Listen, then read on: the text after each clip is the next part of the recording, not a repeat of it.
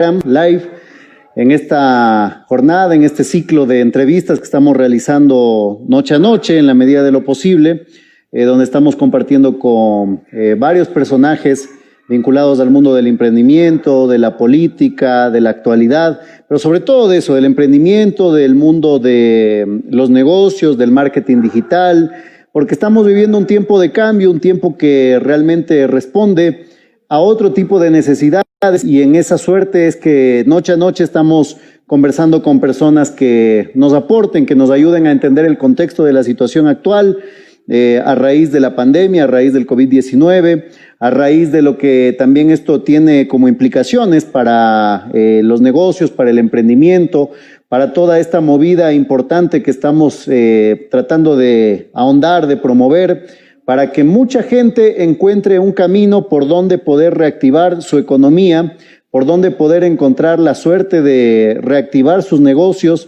y de también comprender hacia dónde está apuntando el mundo, porque el mundo está apuntando hacia otra orilla, estamos yendo para otro lado, la dirección está diciéndonos el norte ahora ya es por acá, no, el camino ya no es por ahí, ahora hay que apuntar por acá. Y entonces hay mucha gente que aún no comprendió, aún no entendió qué es lo que tenemos que hacer en este momento, cuáles son las necesidades, cómo el mundo se disparó para otro lado. Y entonces siguen en lo mismo y en lo mismo y están esperando. A mí me impacienta eso, me genera mucha preocupación ver cuánta gente está como ahí, estática, estancada, esperando que algo pase para que se pueda otra vez generar una normalidad como la que teníamos. Y yo lamento decirle a esa gente que eso no va a pasar, ya no vamos a volver, ya no va a existir esa normalidad como la concebíamos hace unos años, hace unos meses, hace unos días, nada, semanas, hasta marzo todo parecía pues básicamente un año más en el que íbamos a ir con una dirección, un rumbo más o menos teledirigido, ya teníamos un horizonte, se aproximaba un año de cierre de gobierno con una mira puesta en las elecciones que iban a venirse para el próximo año, y resulta que ahora todo es incierto porque no solo que el panorama económico se ha profundizado aún más para mal, sino que en definitiva las herramientas digitales, las nuevas formas de poder entender e interpretar el mundo no las están teniendo todos. ¿Por qué? Porque todos estamos como supeditados, o están muchas personas, la gran mayoría, supeditada a esperar que la pandemia pase y que todo vuelva a ser como antes. Ya no va a ser como antes. Yo te digo a ti que me estás mirando en este momento, si antes tú tenías la costumbre de ir a un shopping a hacer tus compras y resulta que hoy ya no lo tienes porque dices, ¿para qué voy a ir? Si descubrí que puedo hacer compras online y me quedo en mi casa aprovechando más tiempo con mis hijos, con los míos, puedo seguir trabajando mientras espero esa compra que necesito.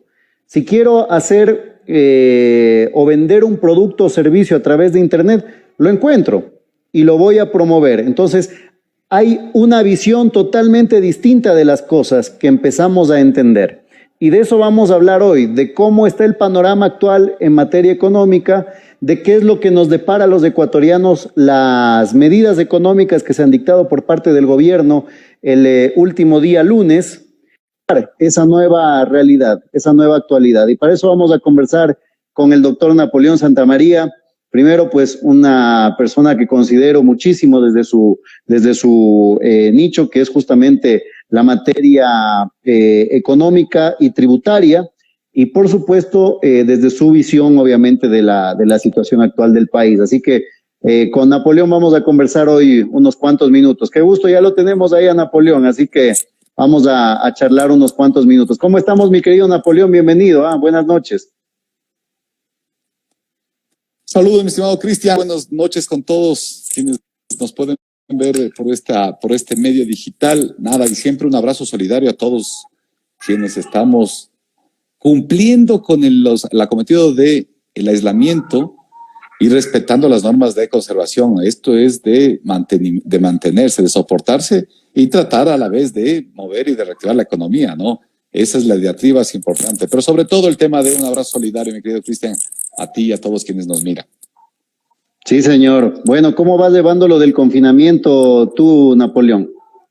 Bueno, ahí vamos, ¿no? En el teletrabajo desde el día 16 de marzo estamos dedicados al tema. Sí, se ha complicado, sabemos que la situación no es fácil, pero el mensaje es claro, o sea, de aquí tenemos que volver y tenemos que volver mejores. Si no entendimos que tenemos que ser mejores, entonces habremos perdido o desaprovechado la gran oportunidad.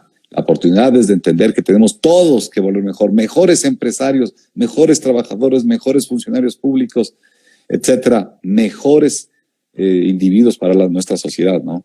Sí, definitivamente. Este es un cisma de esos que pasan cada tanto, ¿no? Como los que dejan, por ejemplo, una guerra mundial, que tuvimos dos, como deja la Guerra Fría, por ejemplo, como dejó en su momento la Gran Depresión, como dejó en su momento la Revolución Industrial. Hoy estamos ante la revolución digital, creo yo, porque ante lo que hoy es un hervidero, yo lo analizo desde esa perspectiva. Estoy escribiendo un pequeño ebook para compartirlo con mi gente, de cómo el cambio global se da a partir de la digitalización y cómo eso que veíamos más o menos proyectándose a 5 años en el Ecuador, nada, se nos vino pero como un camión encima y nos llevó puestos por delante a todos y quienes no están a la altura de las circunstancias de comprender el momento histórico que estamos viviendo en medio de un cisma político a nivel mundial, porque si uno analiza el contexto, Napoleón, Estados Unidos en medio de un gobierno polémico como el de Donald Trump, que no se sabe si a través de ese impeachment que le están poniendo va a terminar su mandato, casi que lo salva la pandemia, en medio de esta guerra cibernética por el 5G de China y Estados Unidos, con Putin que está ahí también pues operando desde su inteligencia, y un mundo plagado de desigualdad y de corrupción política, llega esta pandemia que permite a la gente darse cuenta de que quizás los modelos políticos sí van a ser importantes, pero hoy lo digital me permite pensar que si en el Ecuador la situación está grave y aquí no hay demanda de mi producto, quizás en Colombia, en España, en Italia lo hay, y puedo conectarme con esas personas y salir adelante. Es decir, hoy las barreras económicas pasaron a ser, y las barreras, digamos, de los países pasaron a ser una cuestión secundaria, y más que nunca la gente lo entendió con la pandemia. Quizá el tema, y tú topas algo muy importante, quizá el tema de la visión en general de las personas, tanto emprendedores, empresarios, trabajadores, etcétera, es que no podemos volver a hacer lo mismo. Mira, ayer en la conferencia de la CEPAL, la secretaria ejecutiva se presentaba y decía, miren, América Latina, entre otras cosas, se equivocó en no llevar procesos tecnológicos acompañados a los procesos productivos. Y esto es verdad. Toda América Latina nos quedamos, las transacciones mercantiles en el país se contaban entre el 4 o 5% a través de forma virtual. Hoy día se cuentan cerca del 38%, 10 veces de crecimiento en 3 meses, y esto va a ir increciendo. Dos, el tema de, ya un poco para conversar de lo que hablaba la CEPAL ayer también, decía, la América Latina se olvidó de grabar con fiscalidad fuerte, es decir, con impuestos importantes a los capitales. A ver, tenemos que se cobre un impuesto patrimonial a los patrimonios importantes, grandes. Ponía un ejemplo de Colombia y Argentina, donde existe este impuesto, y la estadística de la CEPAL dice es el 7% de las personas de América Latina controlan el 81% de su riqueza. Ahí está el problema. En resumen, creo que el modelo que veníamos teniendo hasta marzo de este año es un modelo que se acabó, se agotó, y la humanidad debe repensarse. El mercado, las relaciones jurídicas obrero-patronales, obrero-laborales deben modificarse, y desde luego la actividad económica en general. Lo importante aquí es entender una cosa. Una crisis sanitaria, mi querido Cristian, nos lleva, como nos ha llevado, a una gran crisis económica. Peor en estos países como en Ecuador, donde no teníamos resguardo, previsiones, ahorros, todo mal manejado, etcétera. Pero sobre todo, lo que no debemos descuidar es nuestro tejido social, que la crisis económica no rompa, no destruya el tejido social del Ecuador, porque eso nos lleva a problemas mucho más graves que la pobreza. Una cosa es que un país sea pobre, otra que un país sea violento e invivible, y esto es lo que tenemos que sostenernos todos, ahí sí, todos, como sociedad, sostener nuestras relaciones sociales. No podemos llegar a actos de vandalismo, a saqueos, a protestas hoy día, porque sería la cereza del pastel del desastre, ¿no? Oye, yo me quedo pensando en esto último que dices. ¿Crees que la lectura del momento actual por parte de las autoridades, por parte del gobierno, de los GATS, del COE, es adecuada? ¿Cómo lo interpretas tú a todo esto que se está viviendo? La lectura es la equivocada del gobierno. O sea, lastimosamente la lectura del gobierno fue la equivocada y ha sido la equivocada. ¿Por qué? Bueno, otros países, Colombia y Perú, ¿qué han hecho? Han puesto plata. El Estado ha sacado la plata, los recursos, los ahorros que tenía y le puso a la economía. Han hecho subsidios cruzados, subsidios directos. Bueno, han hecho algunas cosas y por lo tanto los estados han puesto los recursos en la economía. ¿Qué es lo que ha pasado en el Ecuador? Como el Estado no tiene nada, ¿pero por qué no tiene nada? Porque lo maladministró durante 20 años, porque dilapidó los fondos públicos y sobre todo porque lo robaron. Hemos quedado absortos. Creo que todos los ecuatorianos estamos asqueados de los inmensos actos de corrupción que se produjeron en este momento de la pandemia. Bueno, pero esto solo es que se develaron. Esto ha pasado los últimos 20 años. Siempre. Y entonces, frente a este escenario, la visión del gobierno fue equivocada. Mira, que el gobierno lo que propuso es un impuesto a los trabajadores y a quienes tienen ingresos sin relación de dependencia, es decir, están en actividades comerciales normales, sin relación laboral. Y luego un impuesto a las compañías, los dos equivocados. Nuevamente, te cito, la CEPAL ayer acaba de decir que el impuesto correcto, hay 3 medidas que deben tomarse urgente. Impuesto a los patrimonios para gravar a las mayores riquezas de América Latina. Ellos deben absorber de mejor manera la factura de esta crisis, el impacto de esta crisis. Segundo, el populismo fiscal. Ya cerradas las cifras de Ecuador, tenemos un problema donde de los 20,000 millones de dólares que producen las utilidades de las compañías, solo el 49% pagan impuesto a la renta.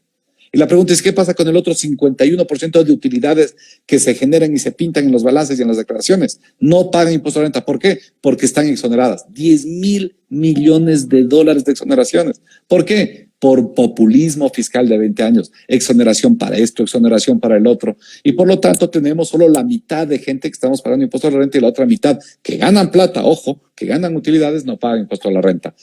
Entonces también la CEPAL le da una recomendación a América y dice, quiten estos excesivos beneficios fiscales para los que están ganando plata.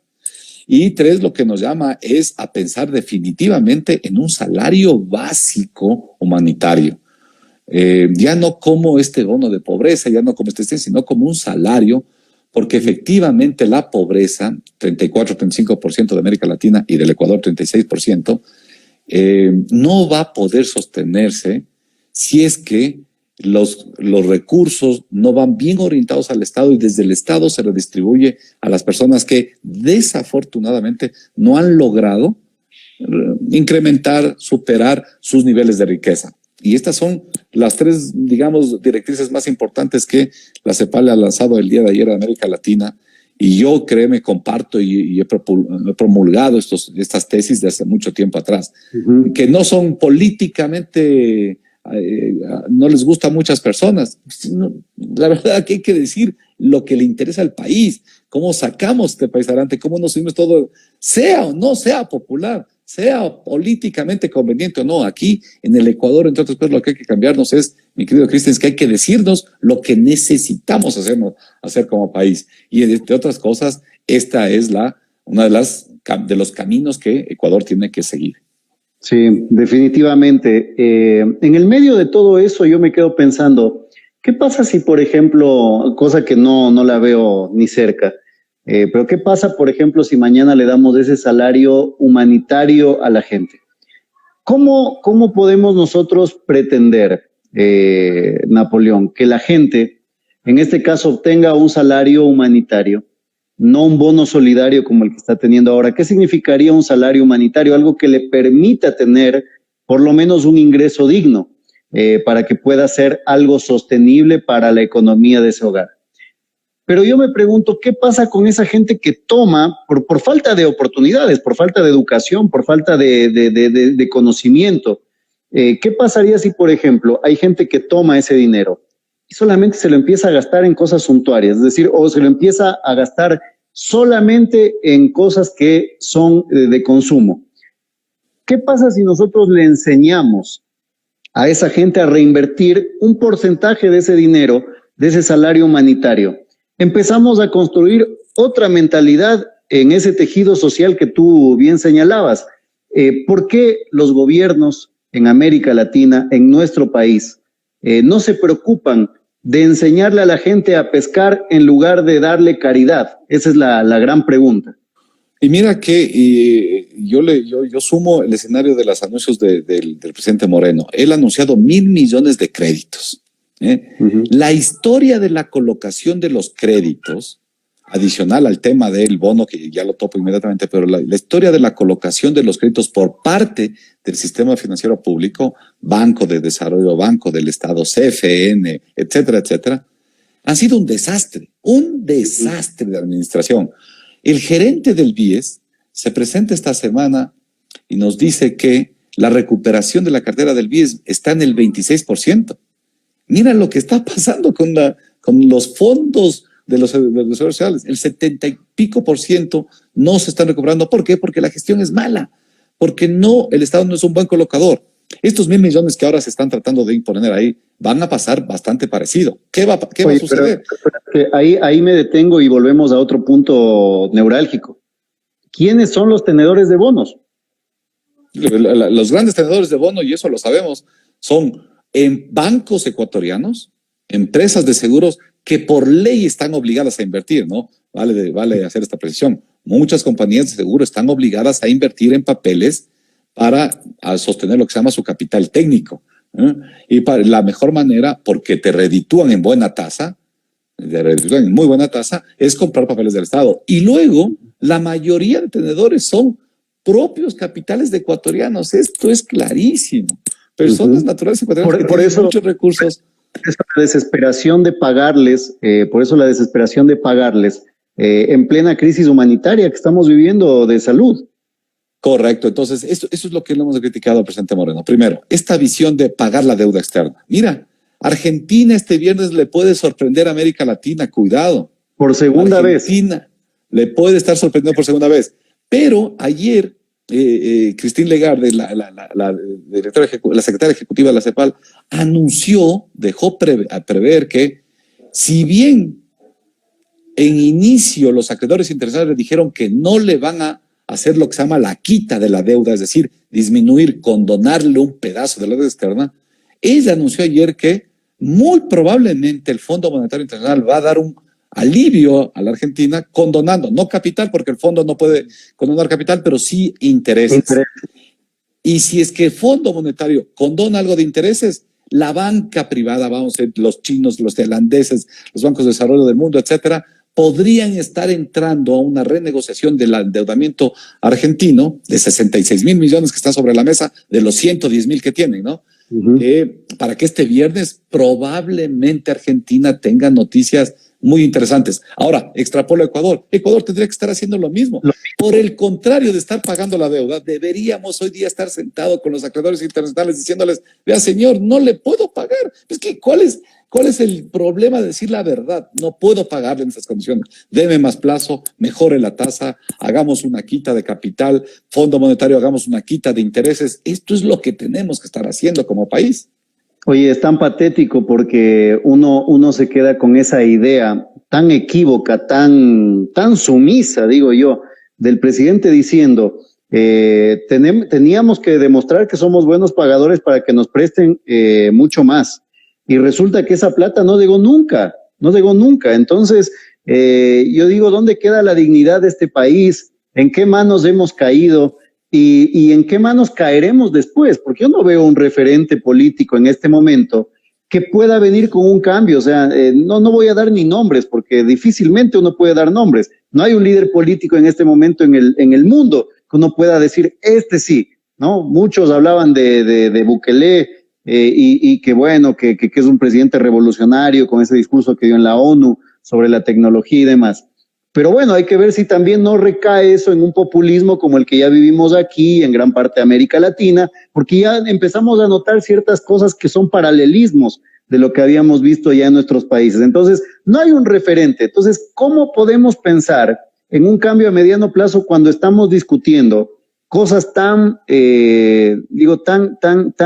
triviales?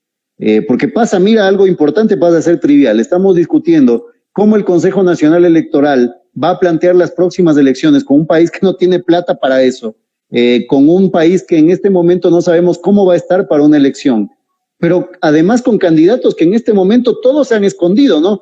Ahora sí, pues arréglenselas ustedes como gobierno, cuando en este momento necesitamos unidad. Entonces, ¿quién será? ¿Quién será?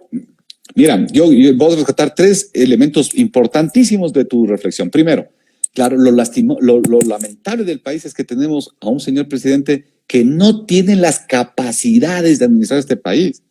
Esto es la triste realidad. ¿Y por qué llegó el señor Moreno ahí? Bueno, porque la mayoría de ecuatorianos se equivocaron en darle el voto, clarísimo. Él no llegó y se sentó ahí. Ahí hubo una corresponsabilidad ciudadana. Ojalá que se aprenda, entre otras cosas, en que no podemos nombrar de presidente a una persona que no tiene el talante de la capacidad para administrar un Estado. Y que esto sea una reflexión para que inmediatamente corrijamos. Ya venimos a lesiones. Primero. Segundo, luego, claro, tenemos estos malos administradores entre fundamentales razones del por qué, porque los ciudadanos le hemos permitido. Mira que en este proceso de pandemia, muchos ciudadanos como visores hemos encontrado, o como auditores ad honorem de ciudadanos, hemos encontrado actos de corrupción y hemos pedido la cabeza de Granda, de Ocles y una cantidad más. ¿Esto qué quiere decir? Que cuando nos ocupamos los ciudadanos, ahí sí lo podemos conseguir. Bueno, ¿qué pasaba años anteriores? Muchos decían, no, yo no me quiero meter en estos temas son políticos y para mí esto no me interesa, etcétera. Y lo que vemos ahora es que perdimos la oportunidad de control ciudadano. Y hoy lo que me agrada es que veo este renacer. Veo que muchos ciudadanos, amigos míos, etcétera, me dicen, sabes que sí tienes razón, tenemos que estar ocupados de la cosa pública, tenemos que estar dedicados a ver que los gobernantes cumplan lo que dijeron, que no se desvíen. Y esto es importante y ojalá los ciudadanos se queden con esto. Este tema de ocuparse de la cosa pública, de los fondos nacionales, no es ocuparse del bolsillo del señor Estado, es nuestro, Cristian. Cuando hablamos de que hicieron el hospital, ese hospital es mío, de Napoleón Santamaría, y en un pedacito es nuestro. Pero hemos permitido que el presidente, hemos dicho presidente con muy poco talante, administra un país y por lo tanto ha delegado a un grupo nefasto que ha buscado el botín, el acuerdo político, nuevamente el entregar las dádivas a cambio de los votos a líderes caudillos en ciudades, y vemos lo que problema. A ver, en Guayaquil no es que haya un problema en Guayaquil no hay un problema de que el coronavirus llegó y mató a miles de ciudadanos. Es que el coronavirus llegó, encontró un sistema de salud devastado por la corrupción provocada por políticos locales que fueron aupados por el gobierno central, por el presidente Moreno y su círculo cercano, que le cedieron eso como un botín político. Esta es la realidad. Y si no cambiamos esas lógicas y si no proscribimos a esos actores que tienen esa entelequia o esa forma de entender a la política, este país no sale adelante. Resumen, si los ciudadanos no se comprometen, si los ciudadanos definitivamente no salen de la zona de confort y no nos dedicamos a cuidar la cosa pública como nuestra, para que esto hay que entender, cuando se habla de los impuestos, cuando se habla del presupuesto, es mi plata en una partecita, es de los ecuatorianos. Cuando entendamos que es nuestro y entonces le metamos el tiempo, la dedicación que necesita para que cuidar un activo propio, entonces ahí sí efectivamente lograremos cambiar las cosas. Yo voy a hacerte una pregunta, pero que es lapidaria. ¿Cómo le digo yo a mis primos de 21 años que se pongan a vigilar la cosa pública cuando ellos están en otra onda totalmente diferente, no conectan? ¿Por qué? Porque quien les habla desde esa esfera resulta que parece un abuelito, pues. Claro, o sea, si tenemos un discurso que baja con una visión de la política de 1980, si tenemos una persona que lamentablemente tiene un manejo nefasto a nivel de comunicación, si tenemos un equipo porque hay que ver, ¿no? Sin sin herir susceptibilidades, pero hay ciertas personas dentro del gobierno que las cadenas hoy les quedan tan importantes, ¿no? Porque ya se mueven, pero como vedettes en las cadenas, ¿no?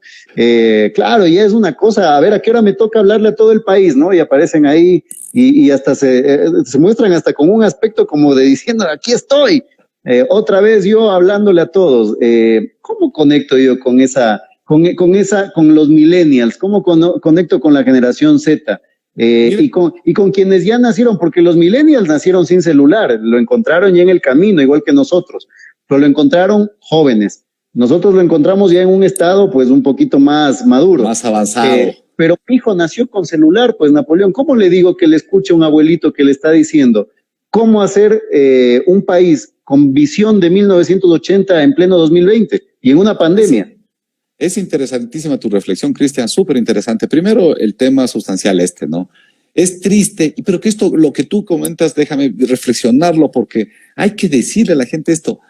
Miren, no podemos tener directores ejecutivos del IES que se pasaban desfilando por los hospitales para ver si había mascarilla. Muchos tenemos actividades empresariales, comerciales, y esto, ¿cuándo hemos visto que un director se dedique a estar? Lo que se quería era cámaras. Luego, un vicepresidente, que también lo he criticado en su momento, repartiendo en las calles los víveres, eso haciendo el vicepresidente.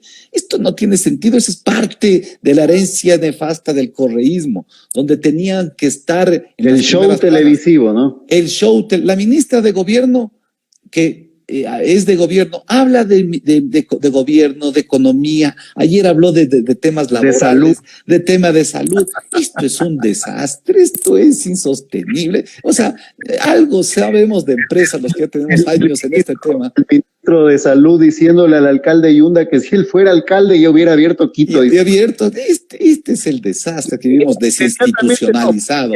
Yo lo veía la cara a Milton Pérez, que es buen amigo aparte. Lo veía a Milton Pérez como diciendo, Dios mío, 10 minutos después aparece un alcalde de un GAD, no recuerdo cuál era, el GAD, y le dice, ¿cómo vamos a abrir? Le dice, si usted no me ha acompañado nunca a analizar la situación interna y usted quiere abrir Quito. Dios mío, es patético, pero y ahora lo que tú dices, sí, ¿cómo llevar a los jóvenes este tema, a un millennial, un centennial, ese tema? Bueno, es que explicándolo esto, mi estimado Cristian, decirles que lastimosamente en los primeros análisis, tabulaciones que se ha hecho, el 80% de los fallecidos por el COVID es gente pobre, lastimosamente. Y ya sabemos por qué, ¿no? Porque es la gente que tiene la menor capacidad de acceder rápidamente a un hospital, asistencia médica, de llamar a una ambulancia, de tener el servicio de fármacos inmediatamente a su disposición. Esta es la realidad. Luego veremos cuando pase, porque tiene que pasar esta pandemia como han pasado todas en la historia del mundo, de la humanidad, veremos que los sectores más afectados son los pobres. Y si algo entienden los millennials, son estos sentimientos, ¿no? Y explicarles que esta gente está muriendo porque no hay sistema de salud público, porque los que tienen dinero, tienen alguna opción económica, pueden tener un seguro privado, pero los que no tienen esta ventaja se están peleando una camilla o un oxígeno en un hospital público y que no lo hay.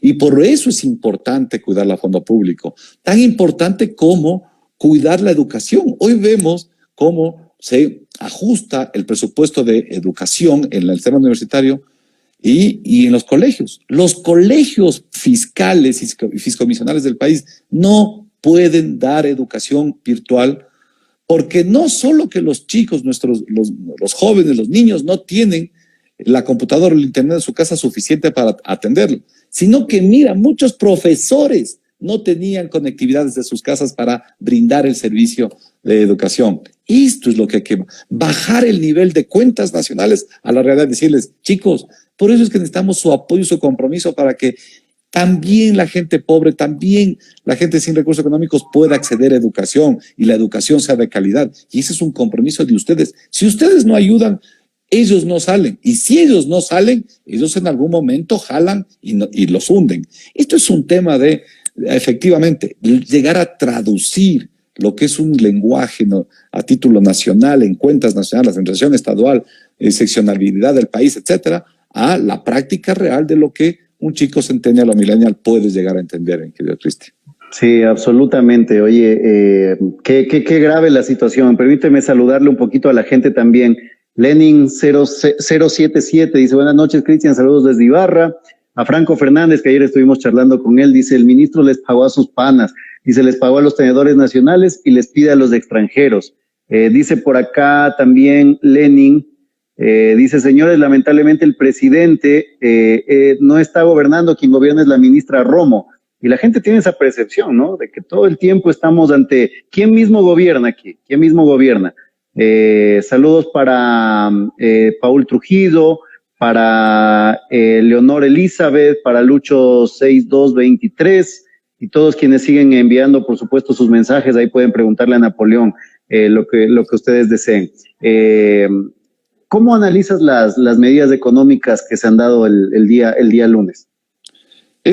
Bueno, en resumen, a ver, las medidas económicas, se le cae toda la recaudación fiscal al gobierno, las leyes tributarias no le pasan porque las mandó mal, como hemos dicho, a la CEPAL creo que ayer le da un bofetazo al gobierno y a la visión fiscal del gobierno. Dos, el tema de la recaudación normal, es decir, hasta abril, de los impuestos que venían manejándose y administrándose desde tiempo anterior, también se le caen al gobierno. Mira que el impuesto a la renta en este abril se cae el 20%. Y el IVA casi el 8%, o sea, la tragedia es, lo que pasa es que todavía no sentimos, y muchos ecuatorianos están confundidos porque dicen, bueno, hemos logrado aguantar, hemos logrado sustentar los ahorros, sí, porque el coletazo todavía no llega, el coletazo se va a sentir en el segundo semestre y va a ser lo fuerte de este coletazo, y por lo tanto, insistir en la necesidad de volver al ahorro. Tú citabas algunas tragedias, la de 1918, la Gran Depresión en Estados Unidos, y luego de esta Gran Depresión es que vienen los baby boomers. Los baby boomers nacen con esta visión de, no, hay que ahorrar, hay que hacer empresa, hay que generar riqueza, y destierran el concepto de el gasto suntuario, el peace and love, etcétera, etcétera, entre otras cosas. Bueno, esta es la realidad. Tenemos esa realidad donde después de estas pandemias hoy vamos a tener otras lógicas en la administración de las finanzas, no solo públicas, sino privadas. Pero para eso, ¿qué necesitamos? Una nueva visión, una nueva versión de gobierno. Y de gobierno seccional, de gobierno nacional, perdón, Cristian, y de seccional. Llegar a tener 221 alcaldes en el país y confiarles, como tú decías, un alcalde le dijo al ministro, vea, si yo, ¿qué sé si paso amarillo, verde, azul o rojo o naranja patito? Si nunca hemos conversado con usted y no sé, no tengo ni cole, decía, no tengo nada. ¿Cómo nos pasaron a nosotros? Les pasaron porque no son responsables, porque pasaron la pelotita caliente. Pero este país con 221 alcaldes no puede salir adelante. Mira, me quedé absorto viendo, ayer conversaba con amigos de Medellín, y les invito a que le sigan lo que pasa en Medellín. Tienen 600 contagiados, tienen 18 muertos. La ministra de Bogotá que ha dado posiciones tan contundentes, ¿no? Efectivamente, entonces, miren que sí hay cómo hacerlo. Creo que Medellín y Curitiba, como municipios, lo han hecho mejor que países de Europa, ¿Qué países? Inglaterra, España, Italia, etcétera. ¿Esto qué quiere decir? Cuando se hacen las cosas con dos atributos, tecnicidad, conocimiento, preparación y decencia, por el otro lado, sí se pueden hacer las cosas. Cuando los políticos ahora que van a venir, y tú ya nos citabas que ya venimos a elecciones, ojalá, Cristian, no vengan, que nos van a dar 300,000 casas, 200,000 casas, pan, techo y empleo, jama, cama y caleto, y todo esto que venimos escuchando desde el retorno a la democracia. Ojalá y no vuelvan esos políticos, pero cuidado, ojalá y los ciudadanos no vuelvan a equivocarse. En el Ecuador lo que necesita es un administrador que sea un tipo honesto y decente y que conozca del tema.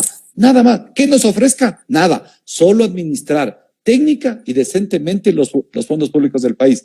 En cuentas nacionales, déjame solo decirte, en cuentas nacionales, vimos que si combatimos la evasión, 5,000 millones de dólares. Si cobramos impuesto a la renta a la cantidad de populismos fiscales, 2,500 millones.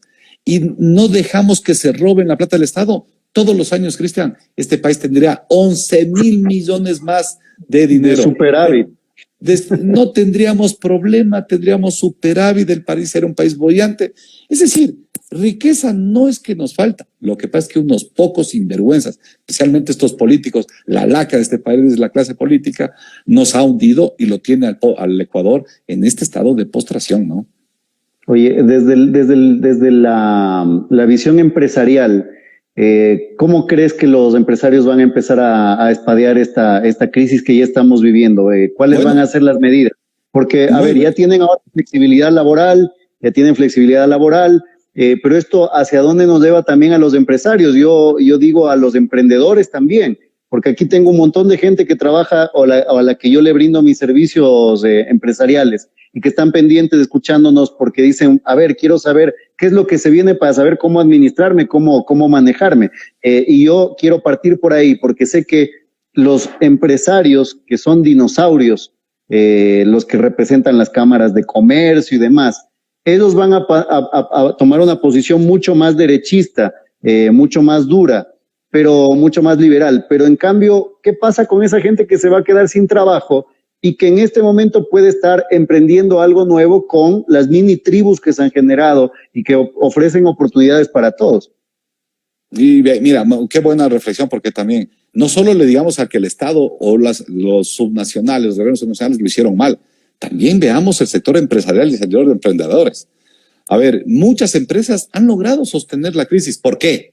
Porque lo hicieron bien años anteriores, porque fueron responsables, porque tuvieron las provisiones del caso, porque cuidaron su liquidez, porque no malgastaron sus recursos, porque no el empresario que ganó un contratito se fue a comprar el departamento en Miami para postear en sus redes sociales. Bueno, también el sector privado hay que decirle esto.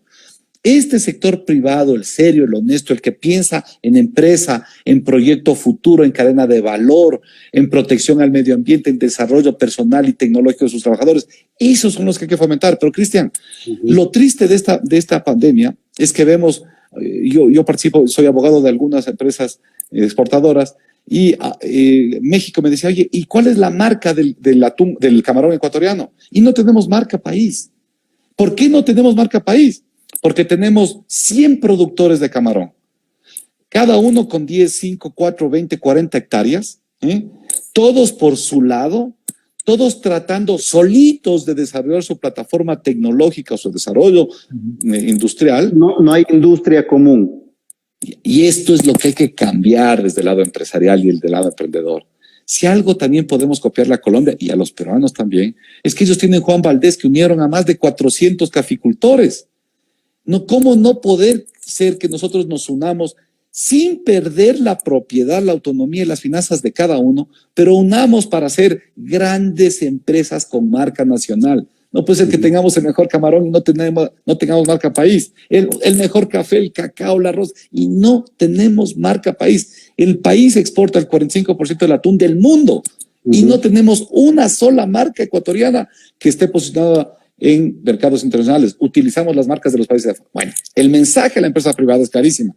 Hoy día hay que tienen que venir remozados, pero con una visión, la visión del enroque, Cristian. Si tú eres dueño de una ferretería y yo soy dueño de una papelería, enroquémonos. Dame el 20% de tus acciones, yo te doy el 16% porque es equivalente en un ejercicio cualquiera, y yo te ayudo a tu negocio y tú ayúdame a mí, y ya somos dos cuidándonos nuestros negocios. Y Oye, si podemos sumar acá. No me vendas de tu empresa, pero dame acciones y vamos apoyándonos. Este es el tema, esta es la nueva visión, porque también el sector empresarial ecuatoriano tiene muchas taras que tiene que sacarse, muchos conceptos feudales donde yo soy el dueño de la compañía y aquí yo soy amo y de señor y decido. No, esto se acabó. Y hoy vemos que una de las debilidades del sector empresarial es que no tuvieron estos enroques empresariales que hoy son la tendencia mundial. Tienen que imponerse de tal manera que nos permitan en el cortísimo tiempo, Cristian, en el cortísimo tiempo, reactivar la economía. Esta economía no la va a reactivar el sector público, no tiene dónde. Esta economía la reactivan los emprendedores y los empresarios. Déjame contarte rápidamente, lastimosamente la semana anterior tuve que cerrar, me contrató una empresa para cerrar una empresa de calzado. Un señor de 80 años, ¿sí? Tenía 17 operarios, y la verdad no había vendido un par de zapatos los últimos 70 días. Qué por lo tanto, no pudo aguantar más. El señor, además que tiene una edad bastante pronunciada, está en el sector de personas de riesgo y decidió cerrar la compañía. Bueno, y cuando me quedé con los 17 operarios, les decía yo, bueno, chicos, ¿qué van a hacer? Porque el señor les pagó la indemnización, todo lo correcto, y se fue. Y les decía, bueno, chicos, ¿qué van a hacer? Bueno, los 17 me decían, no, ¿sabe qué, doctor? Me voy por acá, por allá, por etcétera, porque voy a montar mi propio taller de confección de ¿Por qué? calzado. Nuevamente, vengan, amigos. Si van cada uno a hacer 17 talleres de calzado, lo que vamos a tener son 17 emprendedores fracasados. Tienen los 17 que ya saben, conocen, tienen que unirse y quizá unir a más y sacar adelante un emprendimiento de calzado. Estas son las nuevas lógicas, las dinámicas. Mira de lo que hablamos al inicio, nuevamente, de este concepto de solidaridad. Esto también es solidaridad. Solidaridad, en este caso, empresarial o de los emprendedores, ¿no? Oye, te cuento, yo he reactivado 63 emprendedores en 2 meses. 63. Ahí, por ejemplo, está Fray Lanner, que es de Wilmer, es un buen amigo que lo conocí igual por un anuncio en Facebook, justamente con el que estaba promoviendo mis servicios. Y él vive en la Joya de los Hachas, vende ahora empanadas de verde. Y el otro día hice eso, porque mira, o sea, no pasa solamente por una cuestión de yo hago mi negocio, conseguí un cliente y listo, y ahí muere lo mío y voy a seguir con lo mío. Me contactó un señor desde Baños, y él puede dar testimonio de lo que voy a decir. Me contactó un señor desde Baños que él vende fresas o moras, no me acuerdo. Las distribuye justo en la Joya de los Hachas. Le digo, mire, yo le puedo ayudar a hacer marketing digital para que usted consiga compradores en el lugar del país que quiera, porque si usted tiene buen producto, se lo van a comprar porque en este momento hay escasez por las dificultades de transporte de los productos. Le digo, yo le puedo ayudar a hacer eso, a conseguir clientes. Pero tengo una persona que le puede servir con un apoyo logístico en el lugar donde usted requiere. ¿Por qué? Porque para usted va a ser muy complejo por las restricciones horarias de movilidad y demás llegar a un punto, hacer una distribución semanal en un día y retornar, porque va a tener que quedarse ahí. Como su vehículo no le permite regresar, el mismo día que va a hacer, se va a quedar una semana para el hotel. Dije, ¿por qué no se apoya? Hice una llamada en conferencia y los puse en contacto. No sé cómo avanzó eso después, pero ya los dejé ahí enganchados. Yo no gano nada de eso, Napoleón, pero reactivamos la economía, generamos empleo y reactivamos a alguien que ayuda a otras personas. Entonces, cuando tenemos esa visión desinteresada, en la cual sí, yo puedo ganar con ese cliente, pero ellos pueden apoyarse y generar una cadena de valor mucho más importante e intangible, pero a la vez tangible. ¿Por qué? Porque no se conocen, quizás ninguno de los dos domina el tema del otro, pero pueden sí ser un apoyo logístico para otras actividades. Y puede ser que empiecen a desarrollar otro tipo de negocios. Entonces, a mí me parece que eso es lo que brinda hoy la tecnología. Y cuán cerca está, pero tan lejos a la vez, porque la gente vive consumiendo basura en las redes sociales, Napoleón, y no estamos abriendo los ojos de las personas a decirles, hey, no se preocupen, seguramente es una cosa dolorosa y grave que se haya metido mano a los fondos públicos para lo que va a ser la educación pública. Es decir, ese recorte significa un impacto en cuanto a la calidad de la educación. Pero por otro lado, cuestionémonos, ¿qué tipo de educación estamos dando en las universidades públicas? Entonces yo por eso soy muy honesto, muy franco. El otro día lo charlaba con Daniel Inostroza y había gente que decía, no, es que eso no es así. Falso, vayan a ver, son lugares donde te adoctrinan ideológicamente, sobre todo en la universidad pública. Hemos visto cuántas cosas han pasado en la Universidad de Guayaquil en los últimos 8 meses. ¿Qué vamos a imaginarnos? Que ahí está todo bien, que la educación es lo primordial, o la idea es adiestrar políticamente a la gente. Y lo mismo pasa en la Universidad Central y en otras universidades públicas del país. Entonces, si hay un recorte presupuestario a la educación, yo le digo a la gente, no se preocupen, pues dejen de consumir basura en Facebook y busquen algo productivo quizás en la misma red o en YouTube y empiecen a ser autodidactas, vayan creciendo, vayan formándose. No sean conformistas, esperen que el Estado les dé todo porque ya está ahí. ¿El Estado qué tiene que garantizar, Napoleón? Tiene que garantizar acceso a las plataformas, que todo el mundo tenga internet como servicio básico. Ese es el deber del Estado. Mira que lo que acabas de hacer, el mensaje es clarísimo, ¿no? Es un tema de las universidades. Mientras la universidad esté como está el día de hoy, enclaustrada, encerrada, en 4 paredes, esa universidad no le sirve al desarrollo del país. El sector universitario debería estar con estos emprendimientos, enseñándoles a qué, a hacer un presupuesto. ¿Sabes cuántos emprendedores empiezan su negocio con un presupuesto? Ni siquiera el 5 o el 10%. El 8% estaba. ¿Sabes cuántos saben hacerlo? Ni el 3%. Para eso está la universidad. Pero ¿cuánta gente sale, Napoleón, año a año, graduada de carreras? Porque a mí me da nostalgia, te digo, me da tristeza ver cuánta gente sale, ¿no? En las famosas fotos con los títulos, ¿no? Y dicen, me gradué, y están ahí con toda la ropa de la graduación. Y digo, bueno, ahora vayan y consigan trabajo en lo que se graduaron, pues. Qué jodido eso.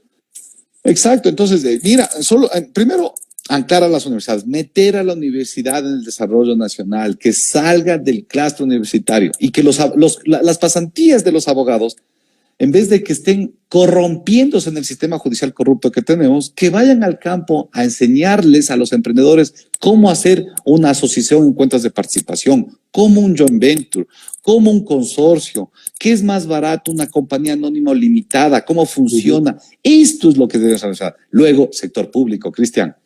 Tenemos un Ministerio del Trabajo. Yo quisiera preguntar un día, hacer un campo de Marte con todos quienes tenemos de trabajadores y decirles, a ver, el Ministerio de Trabajo, ¿qué valor agregado nos ha dado para saber cómo manejar a nuestro personal, saber qué tipos de contratos hay, cuáles son los más eficientes, cómo no violo la ley, cómo la cumplo? Bueno, el Ministerio de Trabajo nunca nos ha dado asistencia. ¿Cuál ha sido el trabajo? Control, sanción, inspección, óbice al desarrollo de las empresas. Supresa de compañías, por favor, sus entidades caducas, la supresa de compañías. ¿Cuándo la supresa de compañías ha ido una compañía a decirle, mire, le doy estas ideas de que así se administre?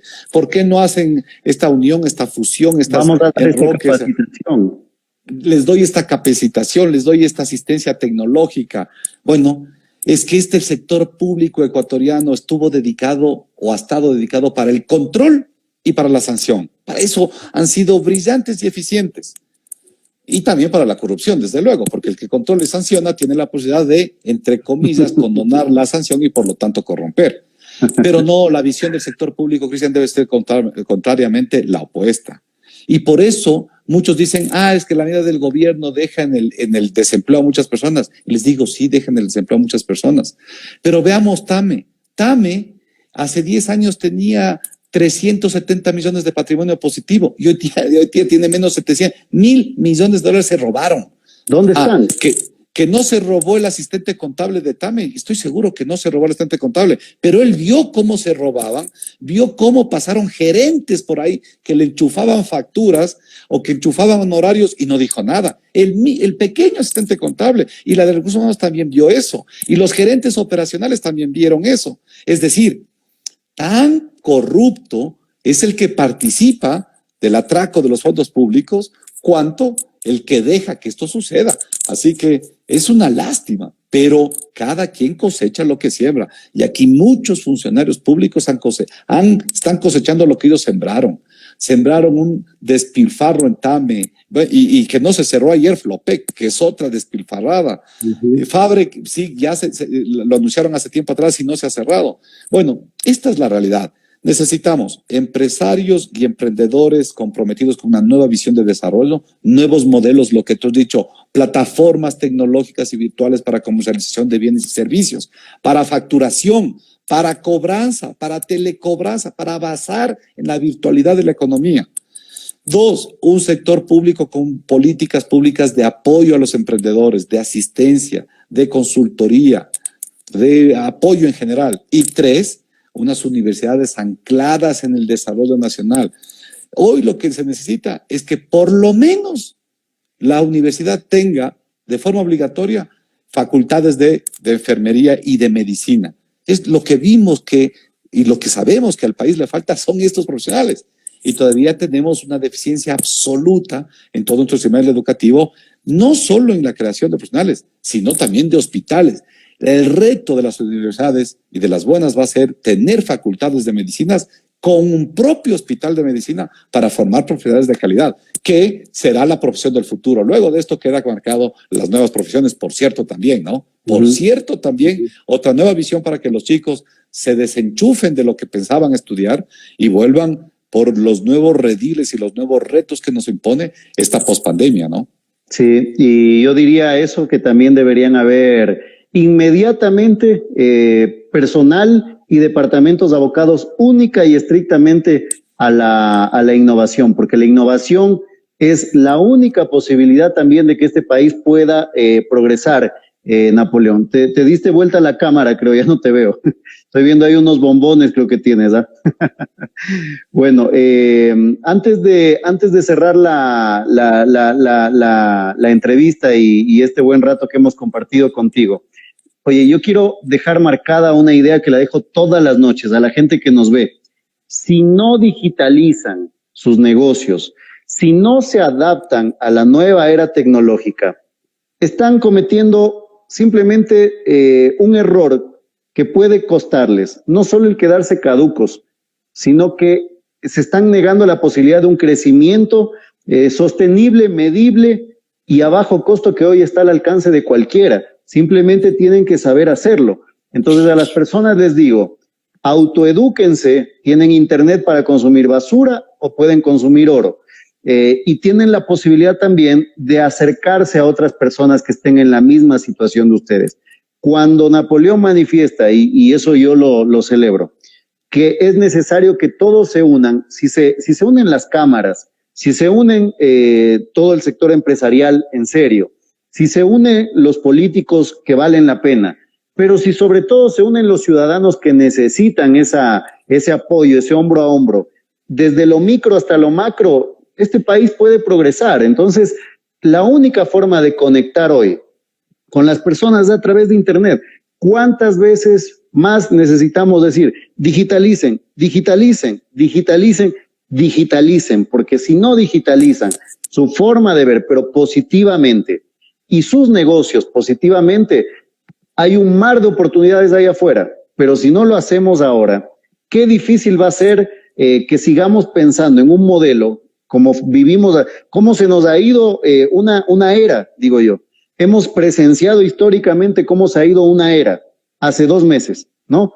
Y tenemos fecha exacta, en el Ecuador por lo menos 17 de marzo del 2020. Se acabó una era, la era analógica, y arrancamos con la era digital. Y en el medio está un embudo.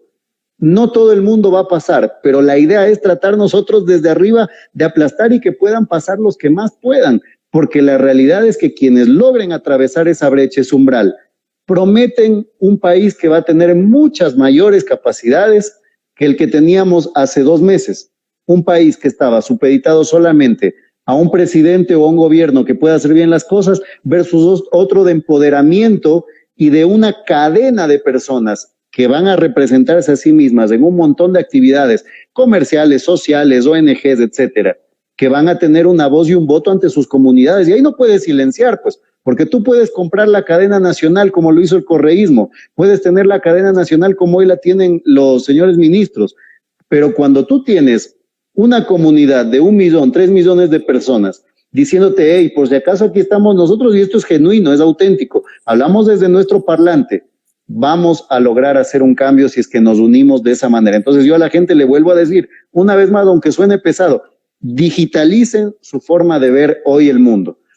Napoleón, te quiero agradecer. Sí. Déjame cerrarte con algo que tú dices, es que lo que dices es verdad, vino una revolución digital, vino una revolución virtual realmente, la virtualidad se iba a imponer.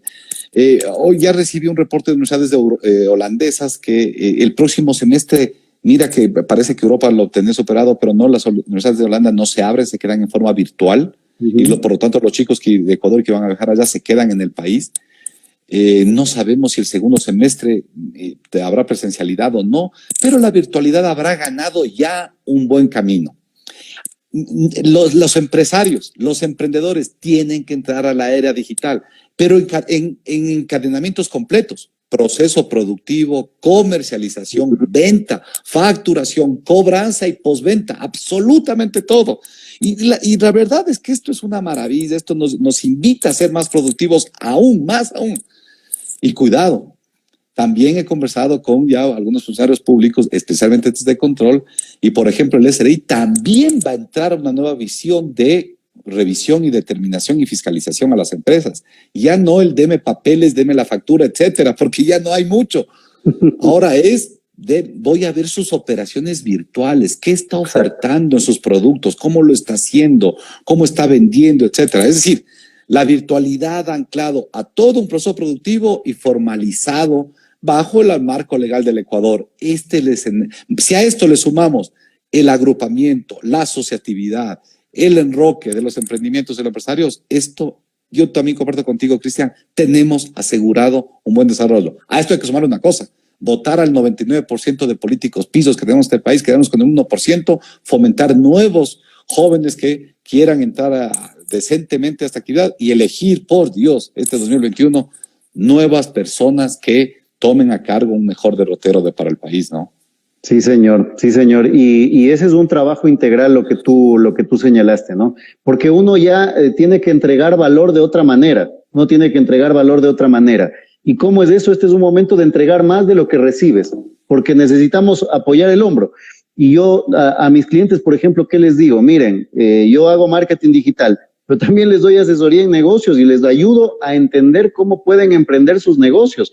Entonces, yo también me voy empapando, mira, de cada nicho. Tengo hoy gente que trabaja desde sector de la moda, sector textil, sector empresarial en el tema, por ejemplo, de fármacos, gente que trabaja en temas de dropshipping, directamente, que trabajan solamente con temas de distribución de alimentos. Es decir, hay una variedad de oferta de productos y servicios que se han dado, en los cuales a veces ellos te dicen, chévere, yo tengo el negocio. Le digo, ¿y cómo vendía? No, pues yo me basaba en el marketing de la fe. Dicen, abrían de mañana bien tempranito la Lanford y se sentaban y decían, ojalá hoy sea un día en el que entre un montón de gente a comprarme. Digo, ¿y qué otra estrategia estaba utilizando? Ninguna otra, me dice. Entonces, yo les digo, no, ustedes tienen que empezar a aplicar y a jugar con la tecnología a su favor y buscar cómo pueden encontrar ese mercado que ustedes necesitan para sus productos, porque hay necesidad afuera. Y les vas guiando y les vas enseñando y les dices, oiga, y está facturando y está haciendo declaraciones, le puedo solicitar o le puedo recomendar a alguien. ¿Y cómo está haciendo el tema de su ahorro? ¿Está mezclando su dinero con el dinero personal o está creando una cuenta para su compañía? ¿Cómo lo está haciendo? Entonces, tú les vas educando, pero es increíble, a veces parece tan básico, pero necesitamos partir desde lo básico para llegar a otro nivel, pues. Cuando tú ya tienes a la gente más o menos estabilizada en cierto nivel, ahí arrancamos con cosas mucho más profundas. Pero si tú no preparas a la gente, es imposible que tú puedas empezar a hablar de innovación tecnológica, de inteligencia artificial y tantas cuestiones que se nos vienen encima. Definitivamente, desde cero, es un reaprender, desaprender modelos caducos y volver a aprender nuevos modelos de desarrollo. Esta es la visión, mi querido Cristian. Napoleón, te quiero agradecer, qué gusto, qué buena charla la que le hemos dado hoy a la gente que nos vio. Mucha gente más seguramente nos va a ver en el programa que queda grabado. Y nada, te dejo ahí en tu despedida, agradecerte y obviamente decirle a la gente que nos está mirando que pueden contactarte si necesitan ayuda en temas tributarios, pues tú tienes tu bufete de abogados, así que dale que ahí viene la parte de la tanda. Chévere, claro, ya saben, o sea, fundamentalmente el tema de hasta en lo fiscal, ¿no? Siempre hablábamos de cómo hacer para no tener problemas con el Estado, cómo minimizar mis cargas fiscales. Hoy se está hablando de fodas fiscales, ¿no? ¿Cómo logro bajo el marco de la ley tomar todos los beneficios que me da la ley? Mira que la ley tiene un beneficio ahora de diferimiento de impuestos de IVA, recién un montón de cosas, pero sobre todo con este tema, con el principio de empresa en marcha. O sea, reevaluar si mi negocio como tal, como bien dices tú, aquí afuera en el mercado hay, listo, salga con su producto y digamos, ahora, si su negocio no funciona, no se da, entonces repiénselo y vuelva a renacer. En tema de desaprender viejas prácticas y aprender nuevos conceptos bajo este nuevo reto, mi querido Cristian. Saludos, Napoleón, gusto en verte. Gracias. Igualmente, estamos en contacto y nada, a la gente que nos siguió, pues ahí pueden seguirlo desde mi lado a Napoleón y quienes están del otro lado, pues lo propio, quienes quieran venir para esta puerta, muchas gracias. Chao, Napoleón, muchas gracias. Chao, mi estimado Cristian, saludos. Una linda noche. Napoleón Santamaría, nuestro invitado de hoy, pues justamente hemos tenido una charla muy interesante para también comprender el panorama económico en general, porque obviamente no podemos desentendernos de la política y de cómo están las cosas en este momento, porque todo va de la mano. Empresas disruptivas con tecnología se pueden formar empresas exponenciales, es verdad. Azurita Berru, muchas gracias. Me quedan 15 segundos. Saludos a Sandra, a Frailaner, a todos los amigos que estuvieron en directo. A todos ustedes, una buena noche. Nos reencontramos mañana con otro invitado importante. Estén pendientes de @Cristian_Racines. Chao.